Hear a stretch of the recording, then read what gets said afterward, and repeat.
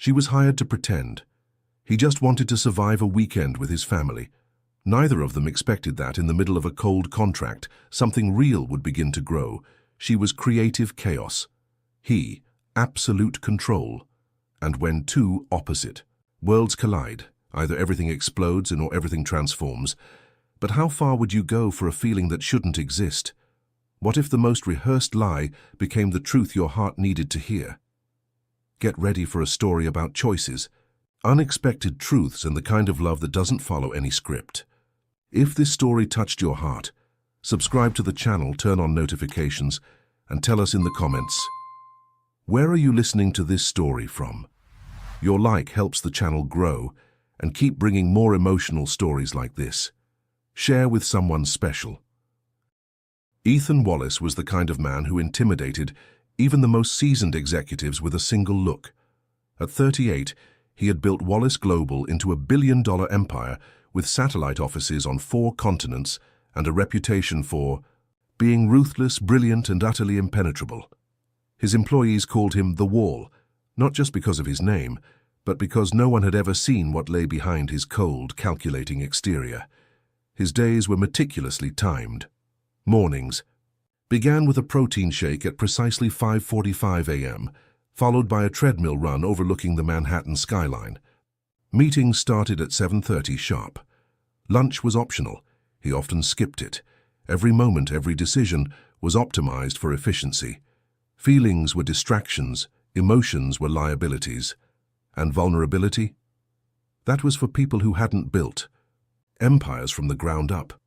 Yet for all his power, there was one battlefield where Ethan remained defenseless, his personal life. The Wallace penthouse, perched 40 floors above the city, was a masterpiece of modern design.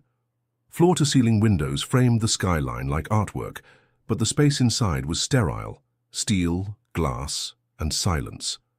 No family photos, no mementos. Just cold surfaces and controlled lighting, a place meant to impress, not to live. On this particular night, Ethan stood in front of those massive windows, drink untouched in hand, staring at the unopened envelope resting on his sleek marble counter. The wedding invitation had been sitting there for 3 weeks. Ryan, his younger brother, was getting married. The irony wasn't lost on Ethan. Ryan, the carefree one. Ryan, who had always followed his heart instead of a business plan. And now, he was settling down with someone genuinely kind, someone who clearly loved him. Hannah. Ethan respected her. She was warm, thoughtful, disarmingly real. He even liked the way she looked him in the eye, not with fear but curiosity. She was the kind of woman who didn't care about empires or money. She just wanted to build a life. Ryan had chosen, well, and then there was him, alone, powerful, and emotionally bankrupt. The thought made him laugh under his breath, the sound dry and foreign. His mother's voice echoed in his mind, sharp and insistent. "You can't show up to Ryan's wedding alone. People will talk. Investors will wonder what's wrong with you, and God forbid Sabrina shows up." There it was, the name he avoided. Sabrina Chase. She had entered his life like a summer storm, dazzling, electric, and utterly destructive. For months he had believed her charm, her ambition, her devotion. But it was all a mask. Underneath was manipulation, ambition twisted into obsession, and a hunger for status that bordered on pathological. Their breakup had splattered across tabloids like blood on glass. Ethan had buried it all under lawyers and silence. But the wounds, they hadn't quite healed. Now the idea of walking into another high-society wedding, with Sabrina lurking in some corner smirking, made his stomach turn. He had vowed never to fake anything in his life again. Until now. The next morning, Lauren Blake, his executive assistant, entered his office like a general stepping into battle. She was one of the few people who could speak freely to Ethan and survive. "You need a date," she said without preamble. Ethan didn't look up from his tablet. "No, I need peace and quiet." "You'll get neither if you show up. To your brother's wedding alone," he sighed. "I'm not interested in starting another PR storm." "Then don't. Hire someone." His head snapped up. "You want me to pay someone to pretend to love me?"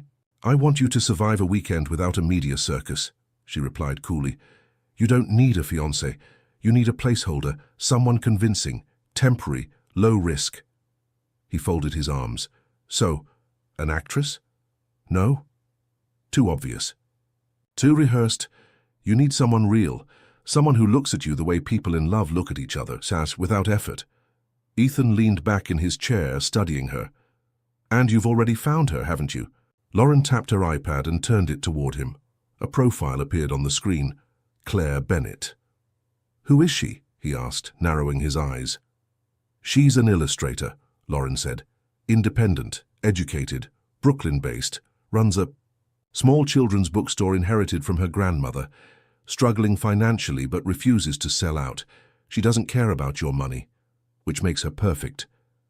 Ethan scrolled through the profile. The photo attached wasn't professionally staged. It was candid. Claire was sitting barefoot on a stool, sketching in a large notebook, strands of chestnut hair falling into her face. Her fingers were stained with ink. The smile tugging at the corner of her mouth wasn't meant for the camera. It was for whatever she was drawing. She looked genuine, disarmingly so, and something about that unnerved him. She's not playing a part, Lauren said, reading his expression. Which is why it'll work. He closed the tablet. You're serious about this? I am. And so are you, even if you don't realize it yet. The wedding is in 2 weeks. You need someone who can improvise, handle your mother, impress your brother and keep Sabrina guessing. He pinched the bridge of his nose. This is insane. It's strategic. She'll ask questions. Good. It means she's smart. He stood up, pacing toward the window again. What? If she says no, Lauren shrugged. Offer her something she can't refuse. That night, Ethan did something he hadn't done in years. He stepped out of his office walls and into a world he didn't control. He took a car to Brooklyn, not to one of the gentrified lofts or corporate galleries, but to a small, quirky bookstore nestled between a flower shop and a vintage vinyl store. Its windows were painted with children's characters, and the door was slightly chipped at the bottom. Inside, it smelled like old paper, lavender, and something sweet, maybe cinnamon. Claire Bennett stood behind the counter, talking softly to a little girl who was hugging a book to her chest like treasure. Ethan watched, invisible for a moment, and saw something rare, warmth that wasn't forced, kindness without agenda. The kind of presence that made people feel safe. He wasn't used to that. When their eyes met, Claire's smile didn't falter, but her gaze sharpened, curious, not starstruck. Can I help you? She asked. He nodded, stepping forward. Yes, but it's going to sound unusual. She arched an eyebrow, crossing her arms. Try me. And in that moment, something shifted, barely perceptible, like the first crack in a wall too long held up. Because Ethan Wallace, the man who never improvised, was about to make the most unorthodox business proposal of his life. And for the first time in years, he wasn't sure who was in control. Claire Bennett never felt at ease in places that required masks. She lived among paints, children's stories, and the soft dust of old books, a universe where things didn't need to make sense, only to move the heart. Her world was the opposite of Ethan Wallace's, and maybe that was exactly why, when he stepped into her bookstore, the air seemed to shift in density. The proposal had been clear, or almost. A weekend playing the fiancé of a billionaire CEO in exchange for $15,000. Enough to save her grandmother's bookstore, which had 3 months of overdue rent and quiet threats from the landlord. But what wasn't in the contract, and what Lauren, Ethan's assistant, had omitted with surgical precision, was the impact this man would have with a single look. Claire had said yes out of necessity, not conviction. Still, as the black car dropped her off in front of Ethan's building on the Upper East Side, something inside her whispered that this deal was much more than money. It was as if she was about to perform in a play, but the script was blank. The building's lobby was elegant and cold, like the interior of a jewelry store too expensive to sell affection. And when the elevator doors opened on the top floor, Claire was greeted by Lauren. Impeccable, objective, efficient. He's waiting for you on the terrace. Wear this. Lauren handed her a thin box with a navy blue tailored dress, discreet and sophisticated. Claire raised an eyebrow but didn't argue. By now she had understood. Every move in this world was a calculated play. When she finally stepped onto the glass terrace of the apartment, Ethan's eyes turned to her. It was a second where he said nothing, but couldn't hide what he felt. Claire noticed. The way he assessed her, surprised, almost unsettled, as if he hadn't expected the woman from the bookstore, the one with loose hair and a floral dress, to fill this scene so naturally. She seemed out of place and yet strangely fitting. "You're on time," he said, dry. "And you're still deciding if this was a good idea," she replied, crossing her arms. Ethan pursed his lips, but there was a slight trace of a smile at the corner of his mouth. A sign that for the first time in a long while he was being challenged, not by a competitor, but by someone who had nothing to prove. They spent the next hour discussing the terms, dates, details of how they met, how they would behave in front of the family, the affectionate nicknames Lauren had invented. Claire listened to it all, but slowly started dismantling every piece of Ethan's perfect plan. "If I'm going to pretend to be in love with you," she said, "I can't call you sweetie like a soap opera actress. I need to know you, to understand who you are when you're not controlling everything." Ethan stared at her, silent. No one spoke to him like that. "You want to improvise?" he asked. "I want to humanize," she replied. That night, Ethan opened a bottle of wine he usually kept for important guests. He didn't know why. Claire, on the other hand, took off her shoes and sat on the floor of the terrace, watching the city as if she were watching a story unfold. They talked more than they expected. She spoke of her grandmother, the bookstore, the passion for drawing stories that taught children courage. He, surprisingly, mentioned his father, the silence between them, the weight of being the heir to an empire and never feeling worthy. Each word exchanged was a brick, less in the wall that separated their two worlds. The next day they boarded a private jet to the resort in Lake Tahoe, where the wedding would take place. The private plane, the elegant attire, the personal assistant. Everything around Ethan was exaggerated and controlled. Claire tried not to feel out of place, but it was difficult, until, in a moment of distraction, she did something no one had ever done next to him. She laughed. She laughed out loud, seeing her own reflection with his oversized sunglasses, far too big for her face. Ethan turned his face and couldn't avoid it. He smiled too, not because it was part of the script, but because for a moment he forgot it. When they arrived at the resort, they were welcomed with pomp. Ethan's brother, Ryan, was the opposite of him, warm, spontaneous, curious. He hugged Claire as if he'd known her for years. The bride, Hannah, was even more welcoming. "Finally, someone who feels real," she whispered in Claire's ear during the welcome dinner. But not everyone was enchanted. Vivian Wallace, the mother, observed in silence, like someone evaluating a diamond under artificial light. Claire felt. Ethan noticed. That night, lying alone in the luxurious room reserved for her, Claire stared at the ceiling and took a deep breath. Something was changing, not just in the situation but inside her. For the first time in months, she wasn't thinking about the debt, the bookstore, or the constant pressure of keeping everything afloat.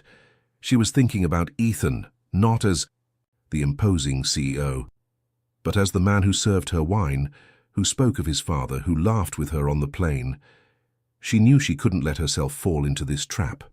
It was a job, an agreement, a play with an end time. But the problem was, she never knew how to act, and something told her Ethan didn't know how to fake it anymore either. The morning sun radiated through the window of leaves and tales, but inside the small bookstore inherited from her grandmother, the air felt heavy, like clouds gathering before a storm.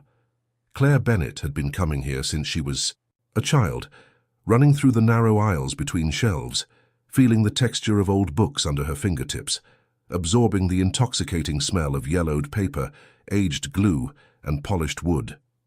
It was a refuge where the imagination of each book took her to distant worlds. Magical forests, futuristic cities, impossible seas, memories of legendary warriors. But that morning, the shelves that once overflowed with stories seemed melancholic, as if they knew that at any moment the bookstore would cease to exist. Overdue bills for utilities piled up on the counter, alongside an eviction notice sent by the landlord. 3 months of unpaid rent hung over the store like a sentence. The grandmother, who used to sit behind the counter, now suffocated by coughing, in the makeshift bed at the back of the store, was the same woman who, decades ago, had dared to open this place for book lovers amidst art galleries and trendy coffee shops. It was here that Claire had learned to draw, create characters, and feel her heart beat to the rhythm of the stories she illustrated. She walked to the back of the store, where her grandmother's makeshift room was. The grey curtains filtered, the sunlight painting the room in muted tones. The grandmother, tired, shook her head but smiled at Claire's presence. "I hope you still slept well," she said in a weak voice, touching Claire's arm. "I made chamomile tea, but I fell." Asleep before I could serve it. Claire forced a smile and sat beside the bed. The single bed had clean white sheets, but the colourful quilt with fairy designs had been replaced by a plain blanket Claire used when it was cold at night. She poured the tea into a clear glass and offered it to her grandmother. "Don't worry," Claire said. "I'll find a way to save all of this." But at that moment, doubt gnawed at her chest like hungry ants. What if there was no way? Her grandmother had gone through so many struggles to keep the bookstore alive: rare books donated by loyal readers, impromptu literary events with emerging poets, illustration workshops for children. All of that had become the soul of the place. It was as if those brick walls, those creaking shelves, every book resting in uneven stacks, represented not just a business, but the legacy of a life. She stood up and left the room, carefully closing the door so as not to wake her grandmother. The sound echoed through the empty store. She walked to the counter, where the family photos were stacked. Her grandmother smiling with a coffee tray ready to serve customers. Claire as a young girl holding a thick book in her hands. The great-grandfather holding the door open for 2, eager teenagers in search of stories. Each picture was a reminder of how these small spaces, the human warmth and the stories, united not just people, but generations. And now, all of it could disappear. Claire took a deep breath. She needed to make a decision before it was too late. Shadows from the past haunted her future: the rent, the landlord, the bills, the employees she could no longer pay. She thought about selling the bookstore to a large coffee franchise chain, but she'd have to give up everything the place represented. Not just the shelves, but the unique aura of a space where independent literature was celebrated and readers turned into friends. She had sold popcorn to cover some rent, organized children's reading sessions, even tried offering coffee and tea to customers, but it hadn't been enough. She had done everything to negotiate with the landlord. She promised to pay the debt by next month. He assured her that if she didn't pay, he'd make a decision soon, kicking them out of the space. The fear of seeing the boxes of books being loaded onto moving trucks, the end of the soft rustling of pages, turned by curious hands, all of it made Claire's heart race with anxiety. At that moment, her phone vibrated with a message that would change everything. "Claire, we need to talk, urgent. Today at noon at Mr. Wallace's office, 1350 Park Avenue. Bring store documents and any papers regarding debts. Lauren." The name Lauren made her stomach turn cold, and at the same time a spark of hope ignited. She knew that behind that first contact was an offer of support. But at what cost? It was strange to think of receiving favors from someone like Ethan Wallace. After all, he was the very symbol of everything she had never wanted: concentrated wealth, absolute control, untouchable luxury. But this message wasn't asking if she wanted help. It was informing her that she had no choice. Something about the way Lauren had written sounded authoritative, as if her grandmother were being pressured to accept whatever came. She sat down in one of the chairs used for the reading events, staring at the window that faced the busy street of Manhattan. Cars sped by, people bumped into each other, none of them stopping to notice the shelves trembling under the weight of books, or the peeling sign that announced Leaves and Tales, Independent Bookstore. It was almost as if this bookstore, which had been a refuge for so long, had suddenly become invisible to the world outside. Gradually, she gathered papers, invoices, contracts, bank statements, store registration documents. In each letter and paper, there were notes from her grandmother, explaining how she had sold a rare collection or how she had received a book donation from a local author. She still felt a tightness in her chest when she picked up a blue envelope with her grandmother's handwriting, informing her of the last poetry book sale made to a public school in Queens. Each document was a painful reminder that, although they were stronger and more creative than any big corporate empire, they were still vulnerable to market demands. The clock read 11:45 when Claire left home, carrying the folder with the documents. Her grandmother watched her leave, sitting in her wheelchair, wrapped in a fluffy blanket that Claire had made sure to keep stored. "Sweetheart, be strong, but don't forget who you are. This bookstore is part of you." Her grandmother squeezed Claire's hand. "Don't sell out." Claire nodded, but as she walked down the cobbled sidewalk toward Ethan's building, she felt as if it were her dignity being sold, and that tormented her as much as the looming bankruptcy. Ethan's building was imposing, made entirely of dark glass and chrome steel. Inside, the temperature was controlled, neither cold nor hot, alien perfection for someone used to the human warmth of the cramped aisles of the bookstore. Claire handed the folder to Lauren, who quickly assessed all the papers, tapping her foot on the floor as if feeling the urgency in every second that passed. On her iPad, she scrolled through screens of numbers, charts, and spreadsheets. "Everything seems to be in order," Lauren said, lifting her gaze with adrenaline in her eyes. "You need $15,000 to cover the 3 months of rent, overdue bills, and an emergency fund of at least another $1,000 to cover unforeseen expenses." Upon hearing the amount, Claire's face went pale. $15,000 wasn't something you hid under the rug, but she maintained her posture, a mixture of determination and fear. She needed to know what would come in exchange. "So, what's the offer?" she asked, her voice trembling yet firm. Lauren took a deep breath, clasped her hands, and stared silently at a fixed point, perhaps trying to buy time to balance the offer and the consequences. The room was simple, with a dark wood table and 2 leather chairs, unlike anything that reminded her of an office, less an elegant interrogation room where someone important would decide her fate. Finally, she spoke.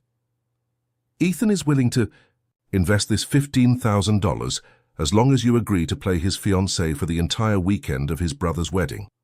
Nothing more, nothing less. It's not dating, you understand. It's acting. Even if it's hard, you need to keep pretending every second, mingling with his family. That includes his mother, his ex-fiancée Sabrina, and all the high society who will be there. He needs someone to protect him from unwanted questions about his love life, and someone who is convincing." Claire's chest tightened. She had expected something like this, but hearing it from Lauren's mouth felt transformative. This was a contract that tied the bookstore's fate to the forced performance of a fake marriage. She took a deep breath, searching for strength. "And if I agree, where does the money go?" she asked, pushing the lump in her throat away. "In your account today by the end of the day." Lauren displayed a tablet and opened the transfer app. "But there's no room for regret. If you decide not to show up on Sunday, or do something that ruins the plan, the money will be reversed, and you'll lose the only chance to save the bookstore." Claire felt the weight of the decision carving her throat like a thin blade. $15,000. The amount that would ensure Leaves and Tales survived, at least until the next battle. $15,000 that could delay bankruptcy, allow for the purchase of more rare books to be sold at special events, enable the hiring of an assistant to relieve her grandmother's workload. But at what cost? Pretending to be in love with Ethan Wallace, acting out smiles, enduring the jokes and experienced glances from Vivian, his mother, who would surely ask sharp questions in a tone that could destroy any liar willing to pretend.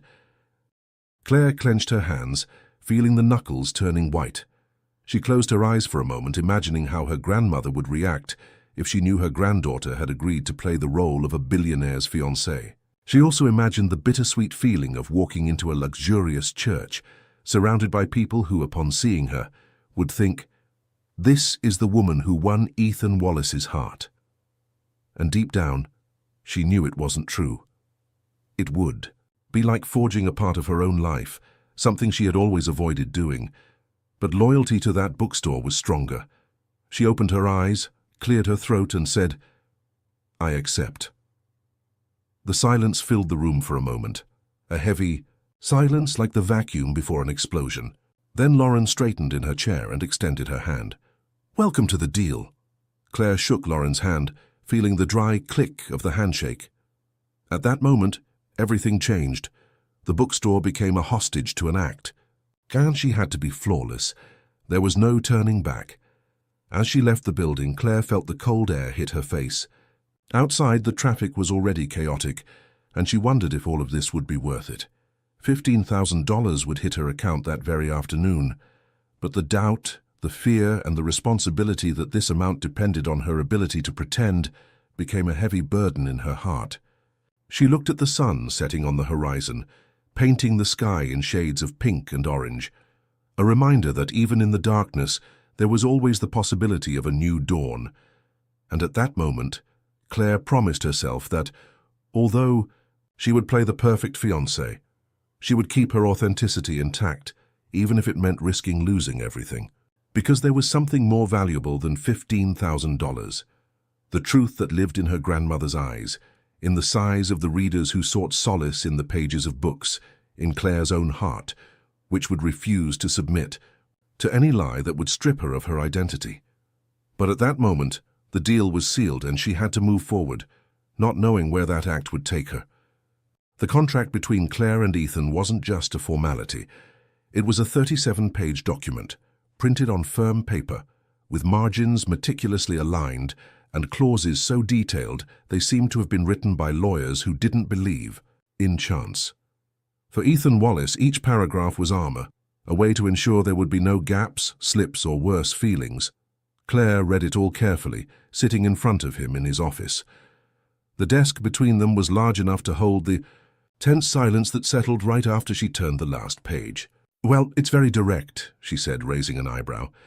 Ethan, on the other side, simply nodded. "It's a business agreement." "Is this how you treat all your personal relationships, like mergers and acquisitions?" There was a brief hint of a smile on his lips, rare, quick, as if he had forgotten for a second the facade he carried. "It works better this way," he replied. "No one gets hurt." Claire leaned back in the chair, crossing her arms. "Depends on what you consider getting hurt." She didn't say it provocatively. She said it honestly, because she had already understood that for Ethan, predicting everything was a shield against the unpredictable, and the unpredictable, deep down, was what terrified him the most. "Let's go over it together," she suggested, grabbing a pen, "just to make sure we're both reading the same story." And so she began. Clause 3.2. Public displays of affection must occur at least 3 times a day at strategically defined moments with a minimum duration of 30 seconds. 30 seconds? Are you going to time it with a stopwatch? "This is just to ensure it feels natural," Ethan said. Claire stared at him. "Kissing with a stopwatch doesn't seem very natural." He remained silent. She continued. Clause 4.6. Endearing terms must be used in social interactions to strengthen the couple's narrative. "You want me to call you my love in front of your mother?" she asked, holding back a laugh. "The choice of the term is yours as long as it sounds believable." "Okay, so can I call you burnt toast?" He looked at her, not understanding. "It's endearing. It reminds me of my grandmother," she explained with a mischievous smile. For the first time, Ethan laughed. A real laugh, brief, muffled, but genuine. And in that laugh, something between them started to shift. Claire didn't want to disrespect the contract, but she didn't want to lose her essence in the middle of so many rules. So she made a bold proposal. "I have a counteroffer." Ethan raised an eyebrow, curious. Few people dared to negotiate with him. "How about, instead of pretending, we're a perfect rom-com couple, we create a story that's more human?" "Explain." "No forced nicknames, no timed moments. We simply react like real people. We create a story of how we met, but leave room to improvise. I know your quirks, you know mine. We invent believable memories, ones that can be told in different ways without sounding rehearsed. It will feel more authentic." Ethan thought for a moment. That was far from what he had planned, but the truth was Claire was right, and he knew it. The meticulously rehearsed perfection was exactly what seemed fake. And what would these believable Memories be? He asked. For example, we met at a coffee shop because you spilled your coffee on my sketchbook, Claire said, smiling. You insisted on buying me a new one, but I was furious. Then you came back the next day to apologize with a paint marker and a coffee with no sugar. I would never spill coffee, Ethan said seriously. But would you fail to give a proper apology? He hesitated. She continued. Details like that create connection, not perfection. Ethan studied her for a few seconds. Claire spoke with confidence but without arrogance, as if she understood the human heart and wasn't afraid to touch it. All right, he conceded. Let's adjust the terms. When Lauren learned about the change, she looked visibly uncomfortable. Ethan, you're leaving room for improvisation. This could get out of hand. I know, he replied, but maybe that's exactly what we need. In the following days, the two spent hours together, developing the couple's story. It was strange at first. Claire asked things like, have you ever been truly in love? Ethan looked away, changing the subject. What's your favorite color when no one's watching? Gray. That's not a color, that's an emotional state. Maybe it fits me, he said, without smiling. But little by little, the barriers started to come down. Claire discovered that Ethan had the habit of reading the same 2 chapters of a book every night to calm his mind. She found out that he hated strong winds, but loved thunderstorms with thunder, that he preferred tea over coffee, and that behind all the emotional armor, there was a man who had learned to protect himself too early. And Ethan, in turn, discovered that Claire still spoke to her late grandmother in thought, that she kept old letters inside a children's book, that she was afraid of airports but pretended not to be, that she had drawn over 100 characters based on real children she had met at the bookstore, and that she carried their world in her eyes. These discoveries weren't in the contract, but they were becoming inevitable. The night before they left for the wedding, Ethan went to the guest room where Claire was sleeping in his apartment. He knocked softly on the door. She opened, wearing pajamas, barefoot, holding a cup of tea. I just wanted to say, thank you, he murmured. For what? For agreeing to do this, and for not treating me like a lost cause. She smiled. You're not a lost cause, Ethan. You're just using the wrong compass. They stood there in silence, him, eyes fixed on hers, her, holding the cup like a fragile shield. Good night, Claire. Good night, Ethan. But when he turned to leave, she spoke, without thinking, almost as a whisper. We'll survive this, and right? He stopped, looked over his shoulder, and answered with a strange calmness. I'm not so sure anymore that the goal is just to survive. And then, without saying another word, he left, leaving behind the feeling that the contract, as rigid as it was no longer enough to contain what was beginning to grow between them. The resort on the shores of Lake Tahoe looked like something out of a modern fairy tale. Dark wooden chalets with panoramic balconies scattered around a lake of crystal-clear waters, surrounded by silent mountains and pine trees dancing with the wind. It was a place where time seemed to slow down, at least for those who had nothing to prove, but Claire didn't belong to that group. The black car glided through the main entrance with elegance. She observed the landscape while her fingers discreetly tapped on the hem of her dress.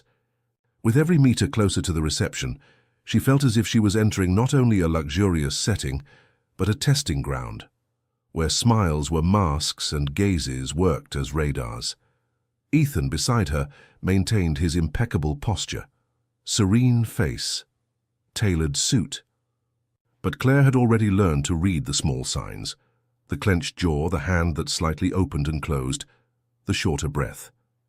He was also at war. He just knew how to disguise it better. As soon as they got out of the car, they were met with flashes. Social media photographers were everywhere, even though it was a family event. After all, the Wallaces were news, whether they liked it or not. Claire held Ethan's hand like they had rehearsed. He squeezed back. For a brief second, their gazes met, and there was something there that wasn't rehearsed. They were together. Alone but together. The reception in the main hall felt like diving into a cold sea full of sharks disguised as dolphins. Elegant people, calculated smiles, hugs that felt more like contracts. Claire circulated like someone walking on porcelain, answering questions with firmness and sweetness, but inside she was trying to remember every name, every detail of the script. "So, Claire, it's Claire, right?" asked a woman with sharp eyes and suffocating perfume. "How did you two meet again?" "In a cafe in Brooklyn," Claire replied, with the naturalness of someone repeating a true story. "He spilled coffee on my sketches. I almost killed him." The woman laughed loudly, surprised. Ethan spilling coffee? How unique. Ethan, standing beside her, smiled subtly. "I have my bad days." "And what do you do, Claire?"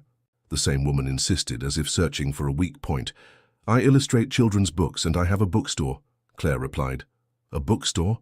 How romantic," she said, in a tone that mixed praise with pity. "It can't be very profitable." Claire kept smiling. "It's not, but it's transformative, and sometimes that's worth more." Ethan looked away, but Claire noticed. He was proud. In the distance, one figure stood out among the guests. It was Ryan, Ethan's brother, tall, with a light expression and a welcoming gaze. Upon seeing them, he opened his arms sincerely and gave them a warm embrace. "Finally, Claire," he said, looking directly at her, "you're real. I started thinking Ethan invented you just to annoy me." Claire laughed. "That sounds like something he would do." "Welcome to the madness," said Hannah, approaching in a blue linen dress with a gentle smile.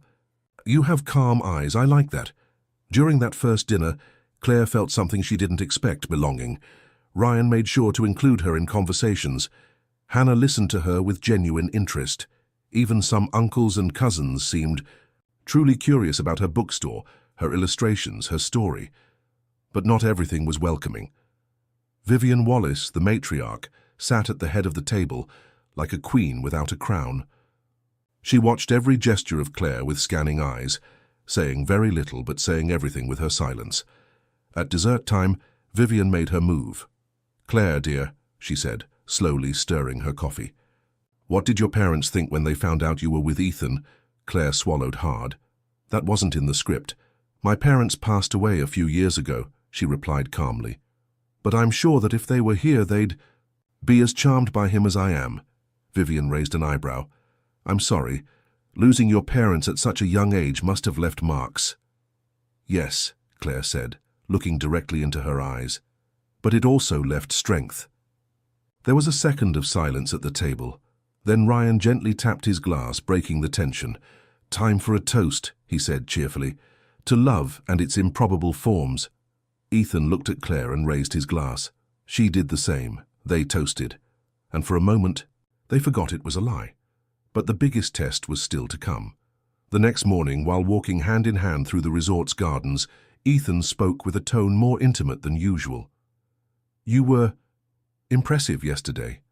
Claire looked at him. "Was that a compliment?" "Yes, but don't get used to it," he said with a slight smile. "You were good too. You laughed twice. No one fainted. A miracle." "And your mother?" she asked more seriously. Ethan fell silent for a few seconds. "My mother never approves of anyone, but you disarmed her, even if she doesn't show it." Claire nodded. But something inside her already sensed. That wasn't the end of the battle, it was just the beginning, because in that world a smile could be a trap. And the next few days would test not only the story they had rehearsed, but what, unintentionally, was already starting to become real enough to not be acted anymore.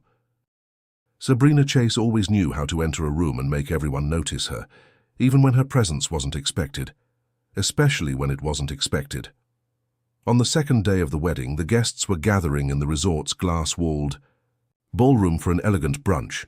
Claire, wearing a soft wine-colored dress and her hair pinned in a messy bun, was already moving more naturally among the guests. She remembered names, smiled sincerely, and answered questions with firmness, without losing herself in the role she had agreed to play.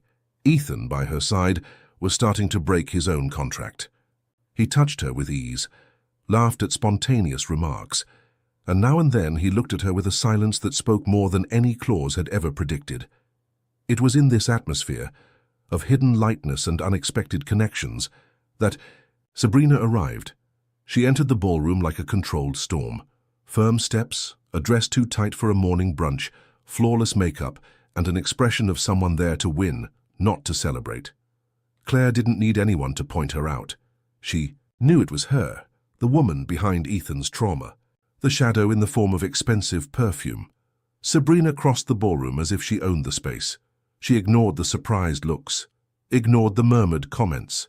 She stopped right in front of Ethan and Claire. "Ethan," she said, as if she knew him better than he'd like to admit. "What a surprise." Ethan turned slowly, his shoulders tensed, his jaw tightened, but he maintained his composure. "Sabrina." Claire stayed by his side, firm. She didn't hold his hand, didn't make a scene. She simply remained present. "And you must be Claire," Sabrina said, turning to her with a smile that was more like a blade than affection. "The new piece on the board." Claire held her gaze. "Nice to meet you, Sabrina.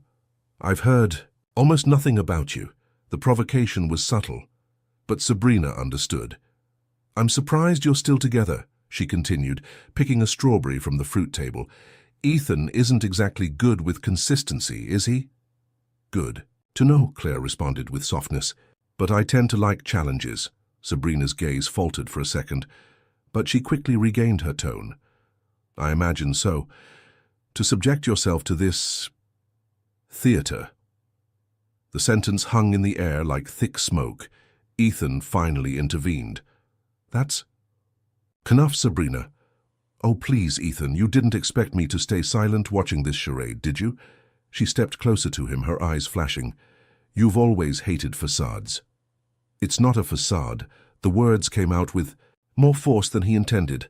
Claire felt it, and so did Sabrina. "Of course," she replied with subtle venom. "You fell hopelessly in love with the bookstore owner, just like in the movies you always despised." Claire didn't flinch. Sabrina was a woman used to dominating through others' insecurity, but Claire knew another kind of strength. The strength of steady silence, a constant gaze, unwavering presence. Later, during the boat ride organized by the family, Claire stayed silent for a while. The lake reflected the sky perfectly, as if the water itself was watching everything. Ethan was beside her, but there was something in his gaze, an unease that went beyond Sabrina's unexpected visit. "Are you okay?" she asked. He took a while to respond. "Sorry about her," he finally said. "She shouldn't be here. She came to provoke." "Did she succeed?" Claire responded without irony. Ethan looked at her sideways. "A little." Claire nodded, understanding more than she let on. "Can I ask you something?" "Sure. Why did you break up with her?" Ethan fell silent. The sound of the water hitting the boat's hull filled the space between words. "Because I became someone she could control," he finally said. "And when she realized that wasn't enough anymore, she destroyed me publicly." Claire absorbed that, like someone receiving a secret. She didn't respond with comfort or judgment. She simply stayed there, present, real. That night, Sabrina reappeared in the dining hall with another blow prepared. She purposely spilled wine on Claire's dress. She apologized, of course, but made sure to say loudly for everyone to hear, "Oh, Claire, I'm so sorry. I hope it's not rented." Claire smiled, but inside she felt her blood race faster. She was about to respond when Ethan approached. "Sabrina," he said in a firm tone, "if you do this again, you'll be asked to leave. Not just from the dinner, but from my life, definitely." Sabrina looked at him, surprised, and for the first time she felt like she was no longer in control. Claire grabbed a napkin, calmly, wiped her dress, and with a half-smile said, "Seems like wine and contracts have something in common. Some leave marks that never fade." The night went on. But nothing was the same anymore. Ethan didn't just defend her. He no longer seemed to be acting. And Claire wasn't sure she could separate the scene from reality anymore. And as they danced silently, in the hall lit by yellowed lights and suspended candles, Sabrina watched them from afar, not with envy, but with something more dangerous, intention. And there was still much she was willing to do to turn this game around. The soft lights of the ballroom reflected off the windows like artificial constellations. Outside, the lake slept under the silver light of the moon, and the muffled sounds of the party blended with soft laughter and the clinking of glasses. But inside that elegant ballroom, two worlds were about to collide, not by contractual obligation, but by something more delicate and more dangerous. Claire stood silently, leaning against one of the windows, watching the couples dance with a serene expression and a heart out of balance. The dark, elegant dress highlighted her shoulders and neck, but she barely noticed. What troubled her wasn't her appearance. It was the constant proximity of Ethan, and the fact that more and more it felt natural, genuine. She had been hired to play a role. But who was beginning to change wasn't the character. It was her. Ethan appeared beside her without saying a word. He simply extended his hand. She hesitated for a second, then accepted. His hand was warm, firm, the touch secure, but without domination. "Do you dance?" he asked, in that deep tone that no longer sounded so cold. "Not like these people here," she replied. "But I don't shy away from an honest invitation." In the center of the ballroom, the orchestra played an instrumental version of Moon River. They fit together with an almost instinctive fluidity. There was no rehearsal for this. There was no contract clause that required eye contact, shared silence, or quickened heartbeats. And yet it was all happening. "Are you okay?" he whispered. "I don't know," she replied. "And that coming from me is strange. I always know." "I do too," he said, "but with you things get out of control, and I don't hate it." They danced to another song, and another. The looks around them no longer mattered. The comments, the questions, Sabrina's constant threat, it all dissolved in the moment when they moved slowly, as if the world weren't watching. As if they were dancing on the library terrace, or in the memory they had invented in that Brooklyn cafe. Ethan guided her lightly. Claire followed him with confidence. But inside, they were both confused, because the line between what was faked and what was real no longer existed. After the dance, they left the ballroom and walked to a wooden deck illuminated by hanging lamps. The night air was cold, but comforting. Claire sat on a stone bench. Ethan stood, gazing at the lake. "Were you always like this?" she asked. "Like what?" "Reserved, silent, like you're always filtering everything before you feel." He thought for a few seconds. "No, I used to be lighter, more impulsive. But I learned that too much emotion can be used against you. And when you lose everything in public, you learn to hide even when you're whole inside." Claire nodded. "Makes sense, but it's also sad." "It is." Silence. She looked at him tenderly. "You know that deep down, you're creating something here, right? Something that will hurt if it ends badly." He looked back at her. "And you know that I'm terrified of it, right?" "I know. But I don't want to stop," he added. Claire was speechless, because although part of her told her to keep emotional distance, that this was temporary, a theater with an end time, another part wanted to believe, wanted to trust, wanted to stay. That night, Claire had difficulty sleeping. Ethan's words echoed in her mind, his eyes, the gesture of protecting her in front of Sabrina, the way he held her waist during the dance, with firmness and care. And the next day, everything seemed different. During the outdoor lunch with the family, Ethan spent most of his time beside her, but without forcing anything. He was simply there, present, attentive, asking about the books she liked to read, about the authors who inspired her in childhood. She spoke of Shel Silverstein, of Antoine de Saint-Exupéry, about how she cried when she read Matilda for the third time. He smiled. "You cry reading children's books?" "Always, because they're the truest ones." Later in the late afternoon, while the family took photos in the garden, Claire stumbled slightly over a stone. Nothing serious, but Ethan's reflex to steady her was instant, as if it were programmed into him. And, as he held her, their eyes met again. This time there was no smile, only intensity. Claire looked away, afraid of falling, not from the stumble, but from what was starting to grow between them. Later, alone in her room, she found an envelope under the door. It was a drawing, handmade, of her, sitting on the bookstore staircase, with an open book in her lap and a cat beside her, and in the corner of the page, a signature, E.W. She stood there for minutes, silently holding the paper as if it were a truth no one dared speak aloud. Ethan Wallace, the man of the contract, the CEO of Absolute Control, had made a drawing for her, and there was no clause that explained what that meant. The last day of the wedding dawned with a deceptive tranquility. The sky was clear, the lake reflected golden hues, and the outdoor breakfast was impeccably set. But beneath the calm, there was tension, thick, growing, about to explode. Claire woke up early, Ethan's drawing still folded under her pillow. She ran her fingers over the soft, delicate strokes, feeling her heart tighten. There was so much truth in that silent gesture, and no clause in the contract could justify what he had done. That morning should have been just another performance, the last one. After the wedding, they would return to New York, end the agreement, and go their separate ways. That was the plan, right? But Claire wasn't so sure anymore, and from the look in Ethan's eyes during breakfast, neither was he. They sat side by side at the large Wallace family table. Smiles exchanged, small gestures, a touch of hands beneath the linen tablecloth. Neither of them spoke about what they were feeling, but the silences between them had become more revealing than any dialogue, until Sabrina appeared again, this time with a plan, and with proof.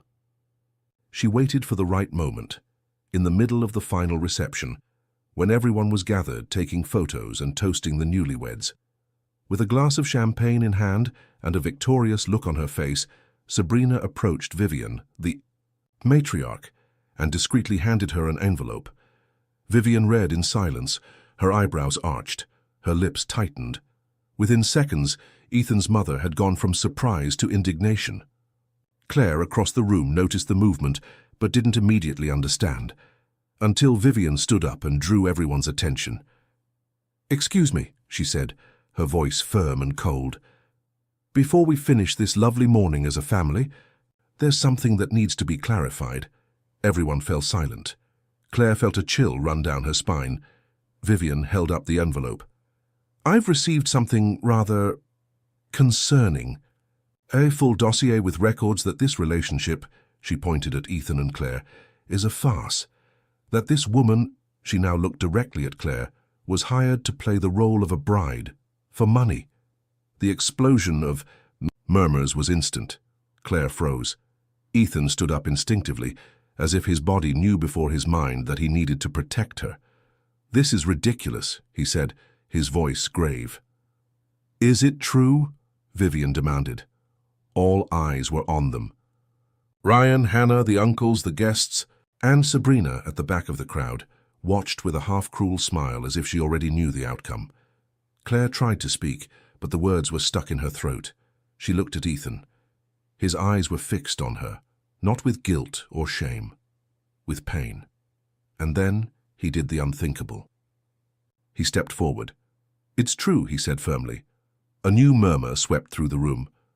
"At first it was a deal," he continued, facing everyone.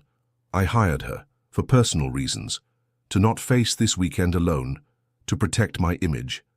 To avoid questions I didn't want to answer anymore." Claire closed her eyes for a moment. She felt the world spin.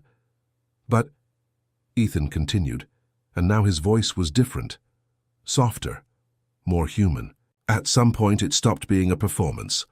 The room went silent again, because in the middle of the lie I found something real, someone real. Claire is not an actress. She's an illustrator. She owns a small bookstore in Brooklyn. She loves stories, hates superficiality, and speaks with honesty even when it hurts. She didn't come here to deceive anyone.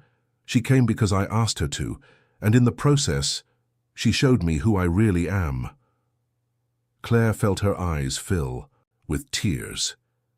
"So if you want to blame someone," he concluded, "blame me. I planned this. I lied. But I won't let you turn Claire into the villain for something that was born out of my cowardice and ended in my redemption." Absolute silence. Then Ryan was the first to speak. "Well," he said with a restrained smile, "now you two actually look like a real couple."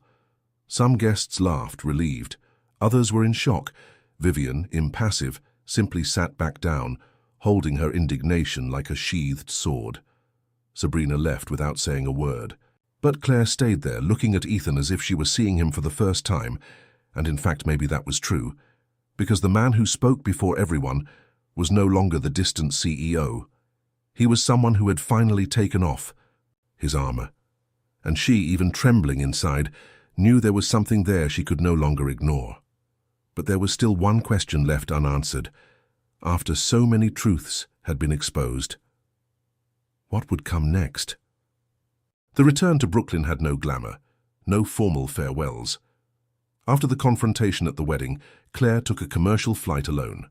No security, no private driver, no rehearsed smiles, just her carry-on bag, and a silence heavier than any luggage. Back at the bookstore, the familiar scent of paper, wood, and old memories welcomed her with a warmth only true places offer. The vinyl still played jazz, the fabric doll in the window was a bit crooked, and the sunlight entered through the window just as it always had, as if nothing had happened, but everything had changed. Claire spent the following days between the shelves in silence, serving children, adjusting promotion posters, watering plants. Her movements were automatic, but her mind was filled with images. Ethan holding her hand. Ethan dancing with her. Ethan confessing the truth before everyone. Ethan finally being someone who didn't need to control everything. But he had disappeared too. No messages, no calls. As if that public confession had been the final act of a performance. And the silence, the fall of the curtain. She didn't know whether she felt betrayed, grateful, or empty, maybe a little bit of all three. On the afternoon of the following Friday, a week after the wedding, Claire was closing the bookstore earlier to organize the Saturday storytelling event. She was setting up the children's bean bags in the corner, adjusting the colorful rugs, when she heard the bell ring. It was early for visitors. Turning around, she saw something she hadn't expected. Ethan Wallace, standing at the glass door, no suit, no CEO posture. He was wearing a shirt rolled up at the sleeves, dark jeans, and a look that seemed heavy with all the words he hadn't been able to say in the past few days. Claire stood still. Her heart raced, her hands sweated, but she didn't move. He entered cautiously, as if respecting sacred territory. He stopped a few steps away from her. "I thought about calling," he said, his voice low. "But I thought." This was too big to be said over the phone. She didn't respond. Ethan took a deep breath. "I don't really know where to begin, but I couldn't stay silent anymore. I came back to New York the next day. I thought it was better to leave you in peace, that the right thing was to give you space after everything. But every day away from you showed me there's no such thing as peace without you." Claire looked away for a moment. The wooden floor felt safer than his gaze. "I didn't come here to apologize for the contract," he continued, "because if I hadn't done that, I would have never met you. I just regret not breaking that contract sooner, much sooner, when I realized that what we were building wasn't a performance. It was real. You were the first home I found outside of control." She finally looked at him. His eyes were full of questions, but also hope. "What do you want, Ethan?" He took another step closer. "I don't want you to forgive me for the past, or to pretend nothing happened. I want to earn the future with you by my side." Claire felt a lump in her throat. "And how do you plan on doing that?" Ethan opened a folder he was carrying under his arm and handed her some papers. "A proposal, but this time for real." Claire furrowed her brow as she flipped through. It was a detailed plan. Funding for children's events, expanding the bookstore with a new interactive wing, marketing support from Wallace Corp. Nothing controlling, just support, a business partner, respectful, complete. "You want to invest in the bookstore?" "No, I want to invest in you," he said firmly. "And if over time you want to invest in me too. Emotionally, no rush, I'll be here."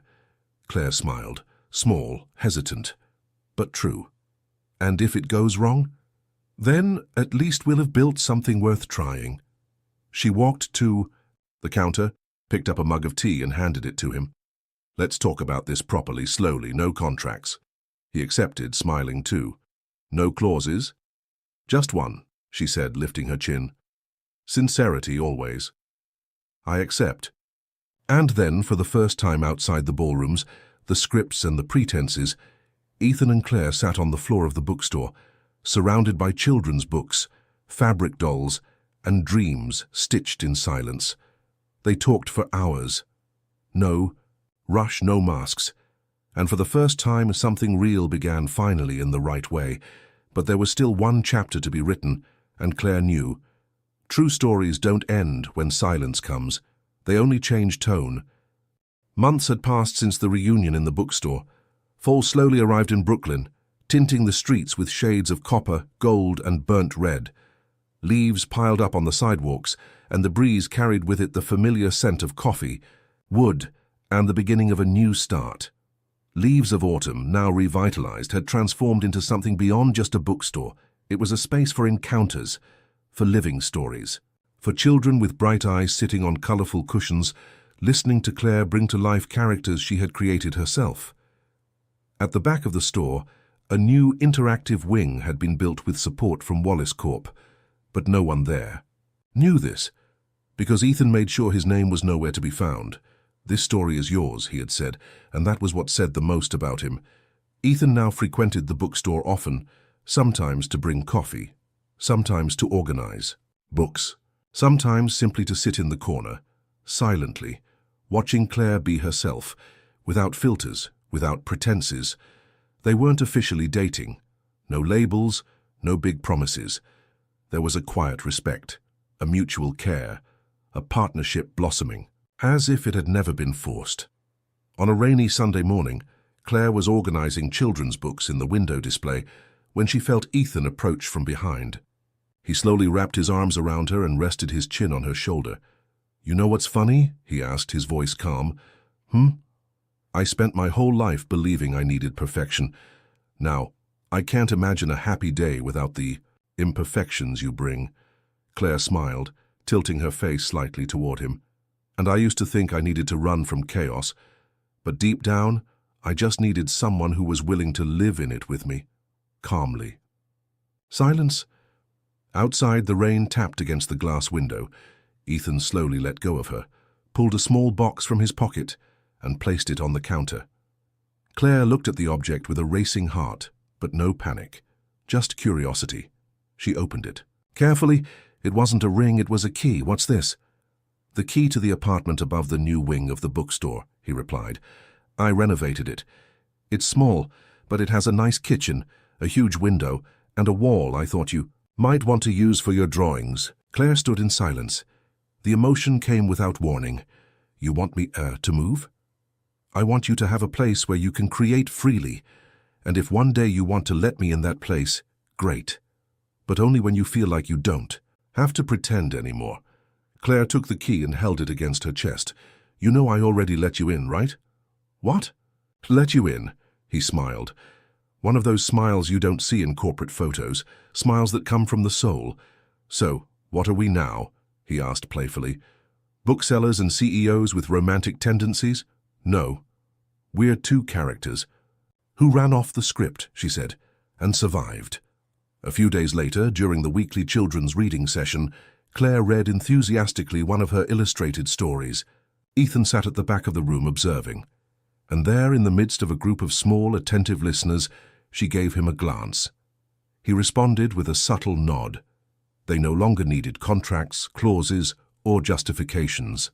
Their story was now written in every gesture, in every silence, in every choice to keep walking side by side, even when the path was uncertain. And that's how, without promising forever, they chose the now. And sometimes, that's all real love needs. In the end, it wasn't the contract that brought Claire and Ethan together. It was the silence between the clauses. It was the gesture that needed no explanation.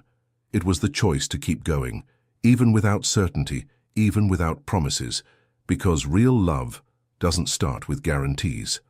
It starts when you lower your guard and find someone on the other side doing the same, and maybe, just maybe, that's what we all need. Less perfection, more presence. How about you? Have you allowed yourself to live a love without a script? If this story touched your heart, subscribe to the channel, turn on notifications, and tell us in the comments, where are you listening to this story from? Your like helps the channel grow and keep bringing more emotional stories like this. Share with someone special.